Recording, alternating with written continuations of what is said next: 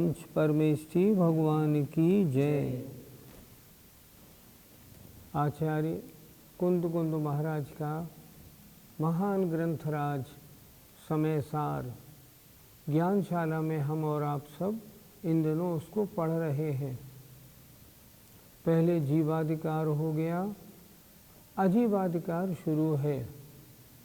आपकी किताब में पृष्ठ 46 खोल लीजिए।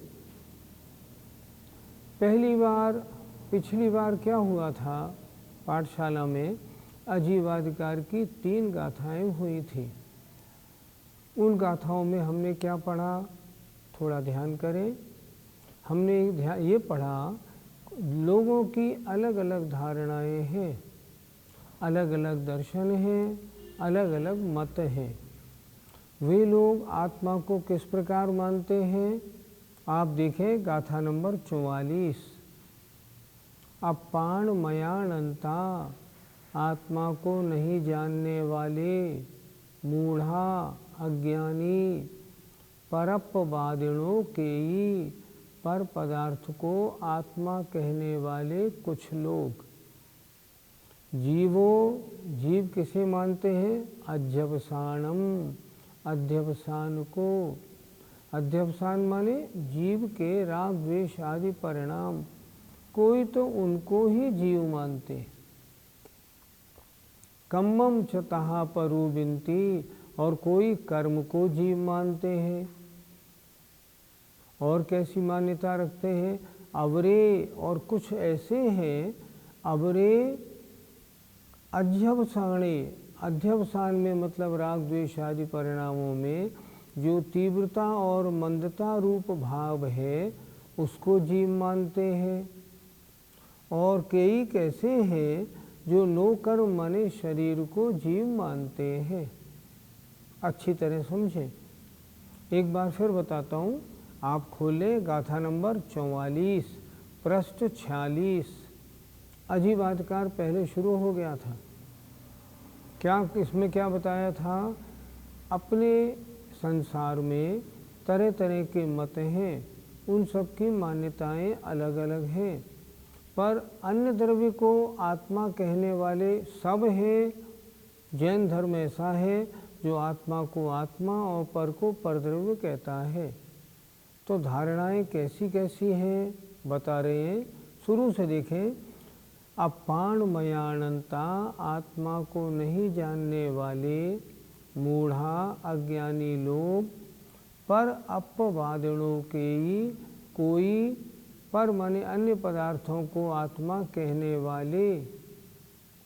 अध्यवसानम जीवम, अध्यवसान माने जीव के राग द्वेष आदि परिणाम जीव हैं। और कम्मम, कोई क्या कहते हैं, कर्म ही जीव है, ऐसा परुविंती, ऐसा कहते हैं। और लोग क्या कहते हैं, अवरे अध्यवसाने, और कोई अध्यवसाने माने अध्यवसान में राग द्वेष आदि भावों में जो तीव्र और मंद अनुभाग माने फल देने की शक्ति है उसी को जीव मानते हैं। और कैसे हैं, मरणंति तहा अवरेणो कम्मम चावि जीवोत्ति, और कोई नो कर्म को ही जीव मानते हैं। नो कर्म माने शरीर, ये जो दिख रहा है ना, ये जीव ही तो है, मैं ही तो हूँ, ऐसा मानते। आइए गाथा नंबर 47 खोल लीजिए और मेरे साथ बोलिए। अच्छी तरह, प्राकृत है, उच्चारण ठीक होना चाहिए।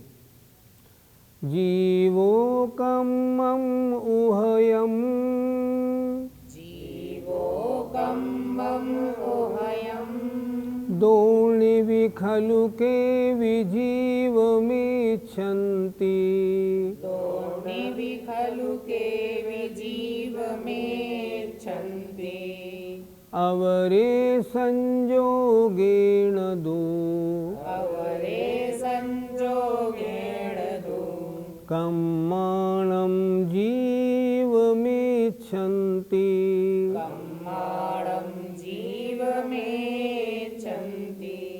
पिछले एपिसोड हमने जब दिखाए तब सब श्रोताओं का हमारे पास ये अनुरोध आया कि आप स्वयं एक बार बोले, माँ की सबसे 2 बार बोलें ताकि हमें गाथा का बोलना आ जाए। तो अब हम इस गाथा को मिल के 2 बार बोलेंगे।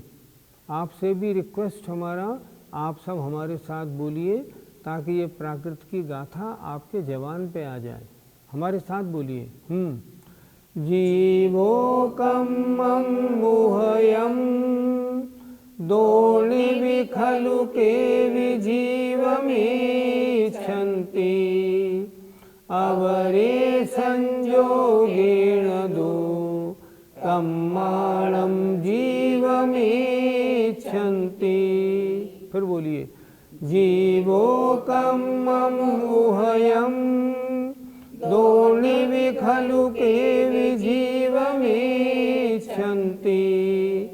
अवरे संयोगेन दो कम्माणं जीवमिच्छन्ति। लोग कहते हैं समय सार बड़ा कड़ा ग्रंथ है, लेकिन आपने 43 गाथाएं पढ़ ली। कुछ कड़ा लगा? नहीं लगा। कैसा लगा? बड़ा अच्छा लगा। अच्छा क्यों लगा? क्योंकि ये हमारी बात करता है। और शास्त्रों में और तरह की बातें हैं, पर समय सार में तो परम शुद्ध आत्मा कैसी है इसका बहुत अच्छी तरह दिग्दर्शन कराया गया है। ये समय सार जी हमको बड़ा पसंद है। क्यों पसंद है? हमारी बात करता है ना, हमारी आत्मा की बात। आइए अब इस गाथा के एक एक शब्द के अर्थ को देखते हैं। अपनी किताब में देखिए, ध्यान से सामने देखिए।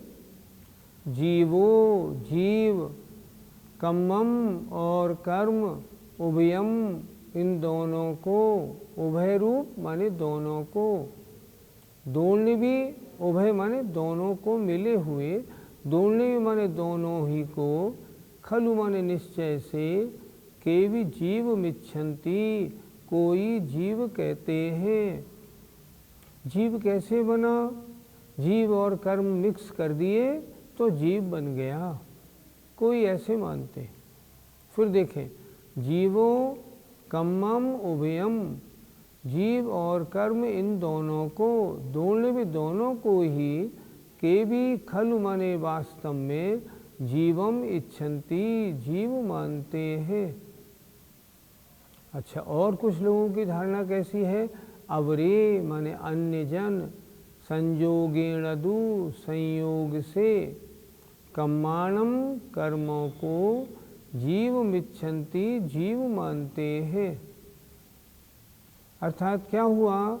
कोई तो जीव और कर्म मिले उससे जीव हुआ, कोई कहते हैं जो 8 कर्म हैं उनके संयोग से जीव बना, ऐसी मान्यता रखते हैं।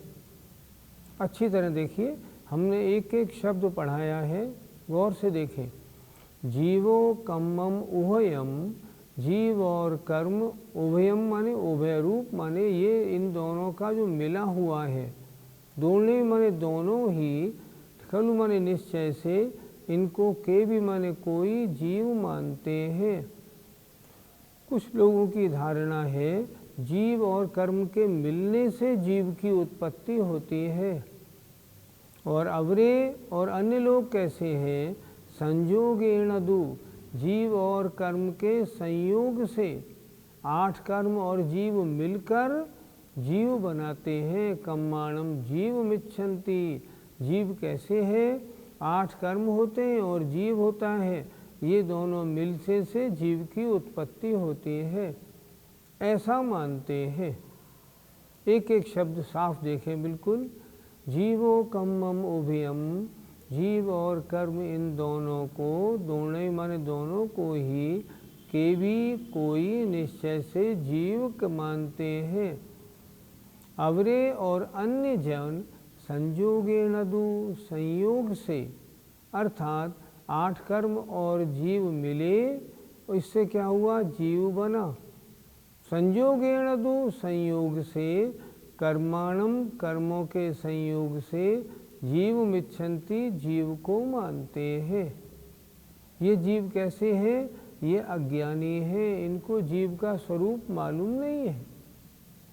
कैसे अज्ञानी है और क्या है ये बात आगे देखेंगे। आइए भावार्थ देखें। कोई जीव और कर्म दोनों मिले हुए को जीव मानते हैं। अन्य कोई लोग कर्मों के परस्पर संयोग से पैदा हुआ जीव को मानते हैं। क्या जीव ऐसा है? नहीं, बिल्कुल नहीं है ऐसा। तो कैसा है? ये तो आचार्य ने जीवाधिकार में बता दिया कि वो कैसा है। वो तो उपयोगमयी है, जानने देखने वाला एक द्रव्य है, उसका नाम जीव है। तो ये सब क्या है? ये जीव के बारे में गलत धारणाएं हैं। ये अन्य मतों वालों की हैं, अपने जैन धर्म वालों की नहीं। अपने यहाँ तो जो ज्ञाता दृष्टा जानने देखने वाला द्रव्य है चैतन्यमयी, उसका नाम जीव द्रव्य है। आइए उस पद्यानुवाद को देखते हैं, उच्चारण करेंगे। रे आठ काठ मिल खाट बनी यथा है, कर्म योग यह जीव बना तथा है। या कर्म और उदयागत कर्म दोवे, है जीव मूल इस भांति सदैव रोवे। आइए अब अगली गाथा देखते हैं। गाथा नंबर 48 इसी पृष्ठ पे। एवं विहा बहुविहा, एवं विहा बहुविहा, परमपाणं भणन्ति दुम्मेहा। परमपाणं वदन्ति दुम्मेहा। तेन दुपरपवादी, तेन दुपरपवादी, निश्चयवादी निदिष्ठा। निश्चयवादी निदिष्ठा। 2 बार उच्चारण करें। एवं विहा बहुविहा, परमपाणं वदन्ति दुम्मेहा। तेन दुपरपवादी, निश्चयवादी निदिष्ठा। एवं विहा बहुविहा, परमपाणं वदन्ति दुम्मेहा। तेन दुपरपवादी, निश्चयवादी निदिष्ठा। आइए एक एक शब्द का अर्थ देखते हैं। एवं विहा इस प्रकार के, बहुविहा तथा अन्य प्रकार के, परम अपाणम पर को आत्मा, वदंती कहते हैं, दुम्मेहा दुर्बुद्धि अज्ञानी लोग। अर्थात अज्ञानी लोग इस प्रकार और अन्य प्रकार से, पर माने अन्य पदार्थ को आत्मा कहते हैं। तेण दो परपवादी, तेण इसलिए पर अपवादी, परवादी हैं, पर को आत्मा कहने वाले हैं। ये आत्मा को आत्मा नहीं बता रहे, ये पर पदार्थ को आत्मा बताने वाले हैं। निश्चयवादी ही, निश्चयवादियों के द्वारा, निश्चयवादी कौन? सर्वज्ञ देव के द्वारा निर्दिष्ठा ऐसा कहा गया है। सर्वज्ञ देव ने क्या कहा? इनकी मान्यता तो ऐसी रही। सर्वज्ञ देव ने क्या कहा? सर्वज्ञ देव कह रहे हैं एवं विहा इस प्रकार, और बहुविहा और अन्य बहुत प्रकार से, परम अपाणम पर को आत्मा, दुम्मेहा बदंती दुर्बुद्धि अज्ञानी लोग कहते हैं। तेण इसलिए पर अपवादी, ये पर माने पर पदार्थ को आत्मा कहने वाले हैं। इनको वास्तव में आत्मा या पर पदार्थ का ज्ञान नहीं, ये तत्व ज्ञानी नहीं, ये जीव और अजीव को जानते ही नहीं। कौन कह रहे हैं? निश्चयवादी ही, जो निश्चय के जानने वाले हैं, गणधर आदि या केवल ज्ञानी भगवान, उनके द्वारा निर्दिष्ठा ऐसा कहा गया है। इस प्रकार और भी अनेक प्रकार की आत्मा के विषय में अज्ञानी लोग भिन्न भिन्न कल्पनाएं करते हैं। जितने मत, जितने दर्शन, उनकी भिन्न भिन्न कल्पनाएं। वे वस्तु स्थिति के जानने वाले नहीं, किंतु मंद बुद्धि हैं। ऐसा यथार्थ जानने वाले सर्वज्ञ देव तथा गणधराद ऋषियों ने कहा है। भगवान ने कहा है, ये लोग आत्मा की वास्तविकता को नहीं जानते, इन्होंने आत्मा का सच्चा स्वरूप नहीं जाना, इसलिए ये अन्य पदार्थ को आत्मा कहते हैं। ये कैसे हैं? उन्होंने कहा, दुम्मेहा, दुर्बुद्धि हैं, मंद बुद्धि हैं, अज्ञानी हैं, इनको अभी वस्तु का परिचय नहीं है। तो आत्मा है कैसा? आत्मा तो ज्ञायक भाव मात्र, ज्ञाता दृष्टा है। उपयोगो लक्षणम, उपयोग क्या है? जीव का लक्षण क्या है? उपयोग, जानने देखने की शक्ति, चेतना मात्र जिसका लक्षण है, ऐसा वो जीव है। आइए अब आचार्य श्री के दोहे का पद्यानुवाद करते। मंदाति मंदमति बाल अनात्म को ही, माने निजातम सदा तज तत्व बोधि। ये सर्वमात्र भव कारण पंथ पंथी, ऐसा कहे मुनि सुधि तज ग्रंथ ग्रंथी। नीचे की दो लाइनों में क्या कह रहे हैं? ये सब जो है भवकानन, संसार रूपी जंगल के पंथ पर चलने वाले राहगीर हैं। इनको संसार पसंद है, ऐसा अच्छी बुद्धि वाले मुनि कहते हैं। इसलिए हे ग्रंथी, हे परिग्रही, हे संसार में रहने वाला जीव, परिग्रह को छोड़ो, अर्थात शुद्ध आत्मा की पहचान करो। आइए, जय जिनेन्द्र।